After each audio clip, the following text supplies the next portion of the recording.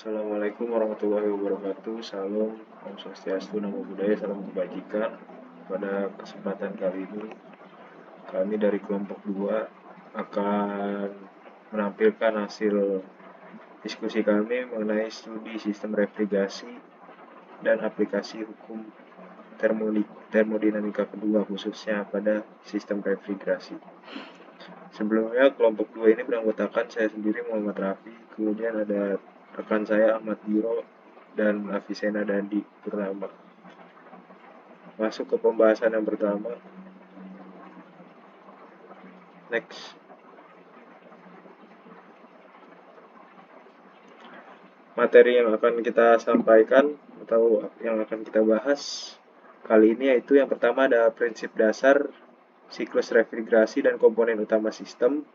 Kemudian ada penerapan hukum termodinamika kedua pada siklus kompresi uap. Kemudian ada analisis koefisien performa atau COP dan efisiensi energi sistem. Dan yang terakhir yaitu identifikasi irreversibilitas dan upaya optimasi kinerja refrigerasi. Next.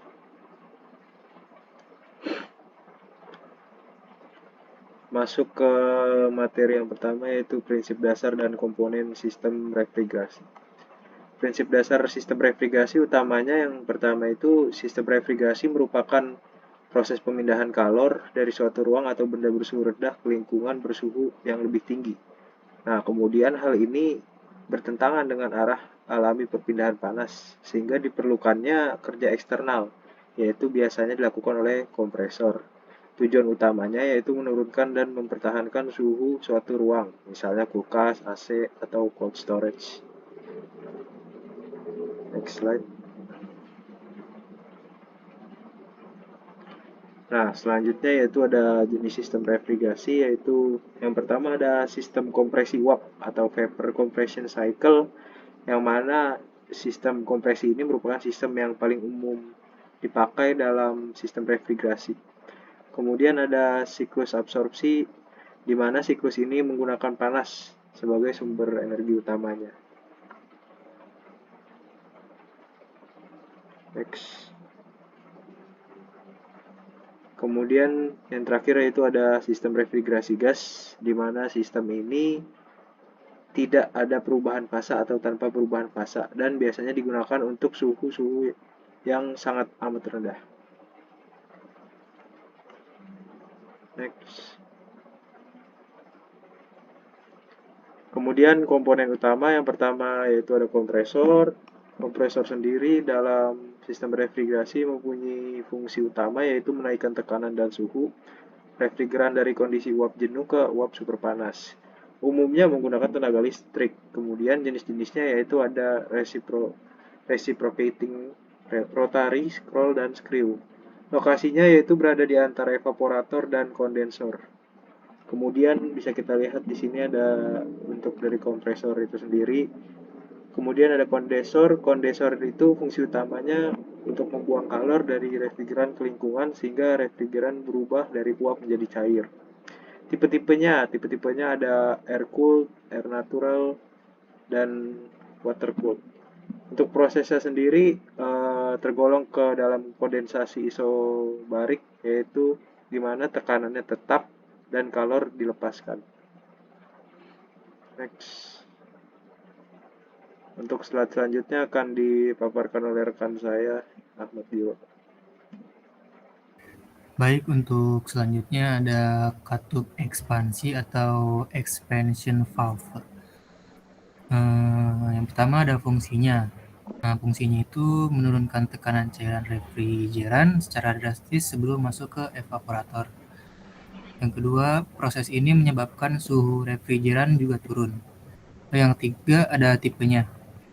Nah, tipenya ini thermostatic expansion valve atau TXV dan capillary tube. Selanjutnya ada evaporator. Evaporator fungsinya menyerap kalor dari ruang yang didinginkan, lalu cairan refrigeran menguap dan berubah menjadi uap jenuh. Lalu prosesnya evaporasi isobarik atau kalor diserap, kemudian tekanan tetap. Selanjutnya ada efektivitas evaporator sangat menentukan efisiensi pendinginan. Nah, berikut adalah diagram siklus refrigerasi.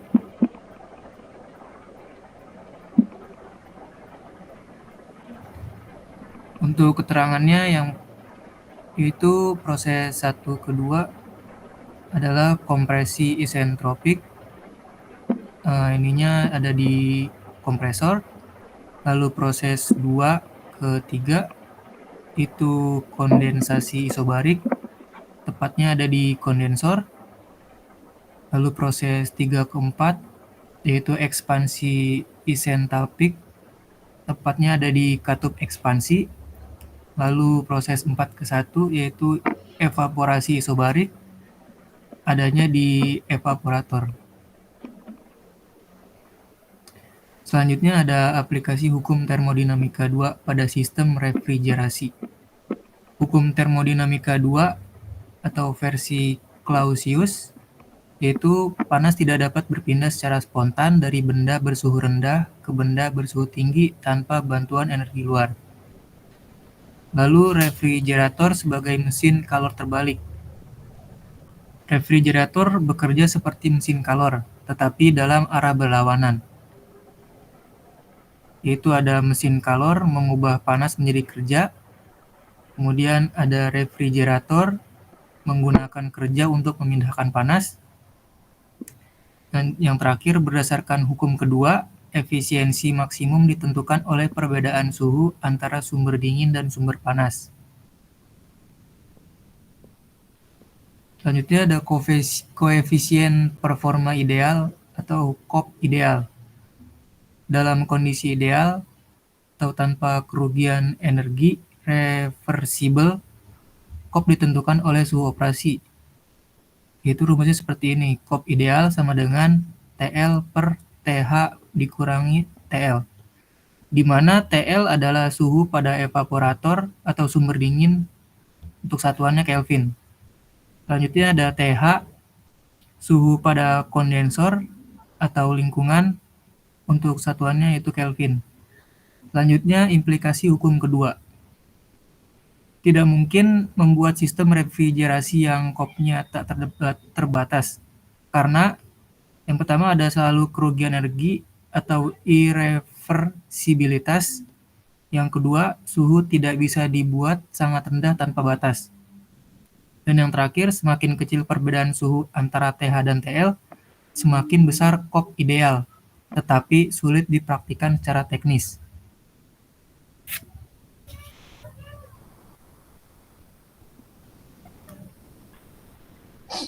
Ya, selanjutnya yaitu ada di bagian slide COP dan efisiensi sistem. Jadi COP itu merupakan ukuran efisiensi untuk sistem refrigerasi. Nah, COP ini menunjukkan berapa banyaknya kalor yang dipindahkan atau pendinginan untuk setiap satuan kerja, yaitu energi yang dibutuhkan. Nah, COP ini bisa diketahui dengan rumus QL per W, di mana QL itu artinya kalor yang diserap di evaporator dan W itu kerja input di kompresor. Nah, yang kedua ada faktor yang mempengaruhinya, yaitu ada selisih suhu, yang dimana semakin besar selisih suhu, semakin kecil juga COP-nya. Yang kedua jenis refrigeran, di mana refrigeran dengan properti termodinamika yang baik menghasilkan COP yang lebih tinggi. Yang ketiga ada efisiensi kompresor, yaitu kompresor yang efisien menghasilkan kerja yang lebih kecil, artinya COP-nya naik. Nah, yang keempat ini ada desain komponen, kondensor, dan evaporator yang baik, itu artinya perpindahan kalor akan lebih optimal. Nah, yang kelima ada kondisi operasi, di mana tekanan, suhu lingkungan, dan beban pendinginan mempengaruhi kinerja. Yang keenam itu ada perawatan sistem. Sistem yang kotor, bocor, atau aus menurunkan efisiensi kerja dan COP. Next. Nah, di sini ada contoh perhitungannya, yaitu contohnya misalkan ada sebuah sistem refrigerasi yang menyerap kalor dari ruang dingin sebesar KL-nya itu 12 kW. Kompresor menggunakan daya listrik sebesar kerjanya itu ada 3 kW. Nah, tinggal dimasukkan ke rumusnya saja, yaitu KL dibagi work-nya berapa. Jadi 12 dibagi 3 yaitu hasilnya 4. Artinya setiap 1 kW energi listrik yang digunakan pada kompresor, sistem bisa menyerap 4 kW panas dari ruang dingin. Ini menunjukkan sistem yang cukup efisien.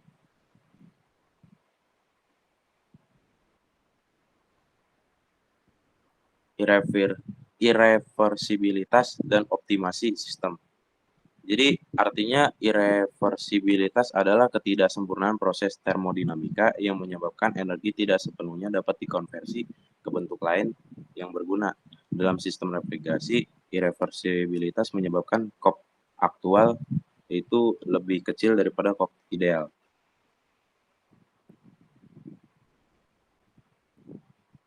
Next, Kang.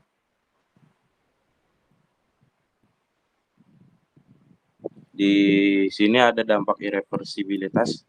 Yang pertama yaitu kinerja sistem tidak optimal, artinya beban pada komponen menjadi meningkat. Yang kedua ada konsumsi daya meningkat, artinya tagihan listriknya lebih tinggi. Nah, yang terakhir itu ada kopnya menjadi turun. Sistem yang ini butuh lebih banyak energi untuk pendinginan yang sama. Ada di slide ini ada langkah optimasi teknis. Yang pertama pemilihan refrigeran yang tepat, itu menggunakan refrigeran dengan efisiensi termodinamika tinggi dan tekanan kerja optimal. Yang kedua, desain komponen yang efisien, yaitu menggunakan evaporator dan kondensor dengan luas permukaan optimal. Dan juga meminimalkan tekanan jatuh dalam pipa. Nah, yang ketiga itu ada perawatan rutin, bersihkan sirip evaporator dan kondensor, dan juga yang kedua, periksa tekanan refrigeran dan kebocoran sistem. Nah, yang terakhir ini ada pengendalian suhu yang akurat. Gunakan sensor dan kontrol otomatis untuk menjaga suhu kerja ideal. Yang kedua, hindarkan overcooling atau pendinginan berlebih yang membuang energi.